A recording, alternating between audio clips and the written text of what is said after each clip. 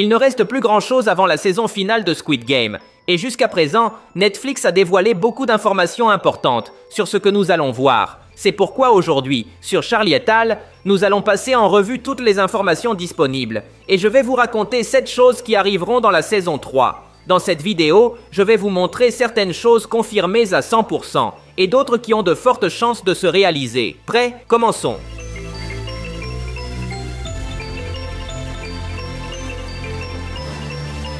Tout d'abord, il y a la naissance du bébé de la joueuse 222. C'est quelque chose que tout le monde attend. Dans la saison 2, on ne savait pas si cette naissance allait avoir lieu. Mais grâce aux nouvelles bandes annonces, il est devenu assez évident que ce bébé va naître.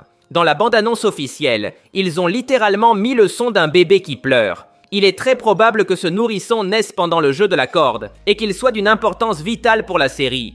On dit que ce bébé sera le déclencheur de plusieurs événements. Par exemple, le joueur youtubeur changera totalement d'état d'esprit quand son enfant naîtra. Il est presque certain qu'il va le défendre. Quant à Gi-hun, il essaiera probablement lui aussi de le protéger. On ne connaît pas le destin final de ce bébé, mais ce que l'on sait, c'est qu'il naîtra et qu'il changera toute la fin de la série.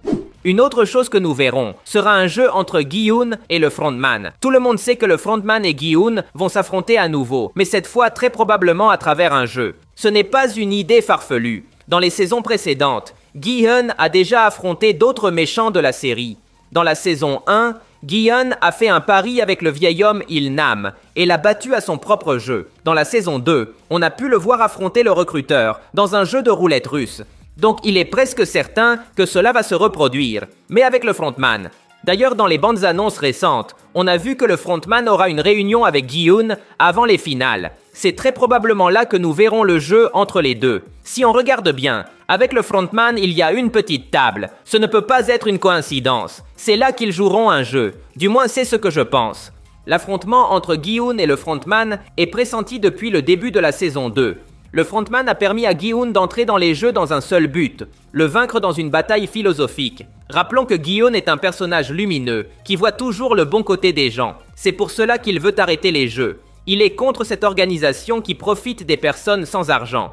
En revanche, le frontman veut lui prouver que les gens sont mauvais et méritent de mourir. Depuis le début, ces deux philosophies se sont affrontées, et c'est justement pour cela qu'il est nécessaire qu'il y ait une dernière bataille entre eux. Ce ne pourrait pas être un affrontement physique, car le frontman est bien supérieur à Gi-hun. Il le battrait d'un seul coup. Mais nous pourrions voir un affrontement philosophique dans un jeu. Lorsque Gi-hun a affronté le recruteur, ils ont aussi eu un débat philosophique tout en jouant. Pour moi, c'est quelque chose d'essentiel dans la saison. Au-delà du tournoi, le frontman devra affronter Gi-hun à nouveau, cette fois sans mensonge ni manipulation. Un jeu juste entre deux joueurs et deux visions du monde. Le retour de Thanos. Ce n'est pas confirmé à 100%, mais c'est une rumeur assez forte. Beaucoup de fans ont adoré Thanos dans la deuxième saison. Et bien sûr, nous voulons qu'il revienne. Certains ont inventé des théories complètement folles pour expliquer qu'il a survécu. Mais en réalité, c'est impossible. Thanos est officiellement mort, mais cela n'empêche pas qu'il puisse revenir d'une autre manière. La théorie propose que Thanos revienne comme une hallucination de Namgyu. Rappelons que lorsque Thanos est mort, Namgyu a volé ses drogues. On l'a même vu les consommer, ce qui a éveillé une certaine folie en lui. Grâce à ces drogues, Namgyu est devenu encore plus sombre qu'il ne l'était déjà, et il a éliminé la joueuse 380.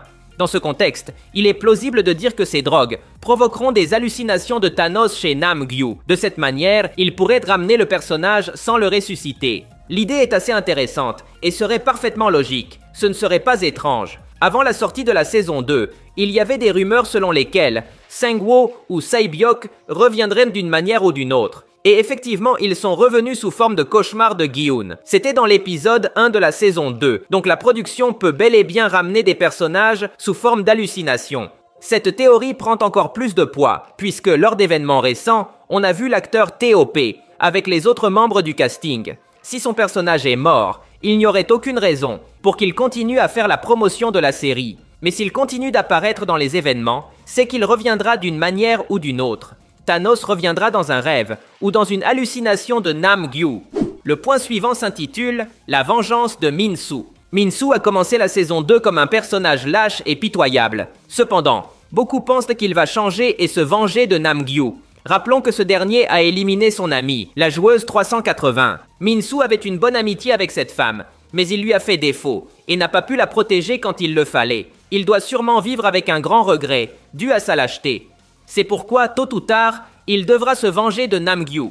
Cet affrontement aura lieu quoi qu'il arrive, mais on ne peut pas dire dans quel contexte. Beaucoup ont la théorie que Min-Soo volera les drogues de Namgyu et qu'avec elle, il libérera toute l'obscurité qu'il garde en lui. D'ailleurs, sur cette photo de la production, on peut voir que Min-Soo tient quelque chose dans sa main. Il pourrait bien y cacher les pilules. Cette histoire de pilules n'est qu'une théorie, donc elle n'est pas confirmée. En revanche, l'affrontement entre Min-Soo et Namgyu est imminent. Le point suivant est la bataille entre la garde numéro 11 et le capitaine des gardes. Depuis la saison 2, une rivalité s'est installée entre ces personnages. Tout a commencé parce que la garde 11 n'a pas voulu collaborer au réseau de trafic d'organes des gardes.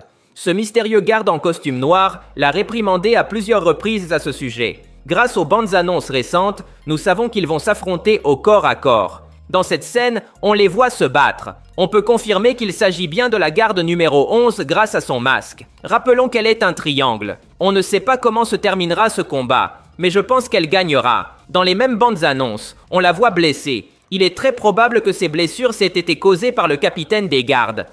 Parlons maintenant de la rédemption de Daeho. C'est un autre personnage très intéressant qui a un arc narratif à compléter. Il doit se racheter pour avoir trahi ses amis pendant la rébellion de Gi-hun. Daeho a rejoint l'équipe de Gi-hun dans la saison 2. Il semblait être un excellent élément du groupe.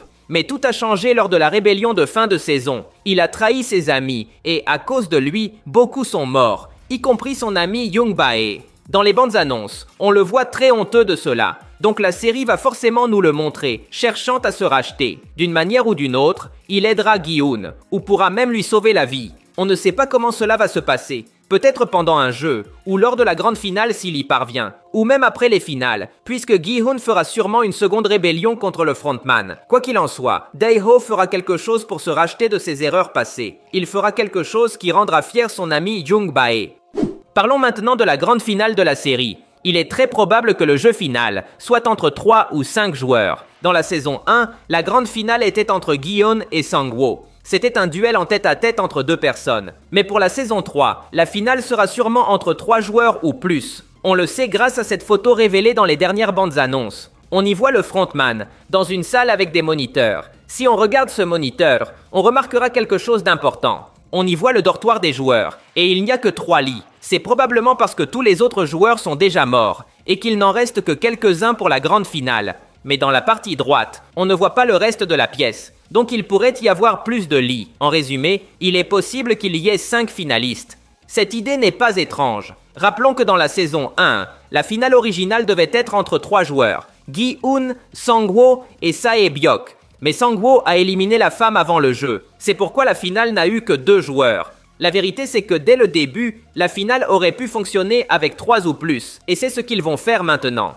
C'est tout pour aujourd'hui. Si vous avez aimé la vidéo, cela m'aiderait beaucoup que vous laissiez un like. Ce serait légendaire. De plus, n'oubliez pas de vous abonner pour voir plus de vidéos comme celle-ci. Merci de m'avoir écouté. Je m'appelle Charlie et on se voit dans le futur.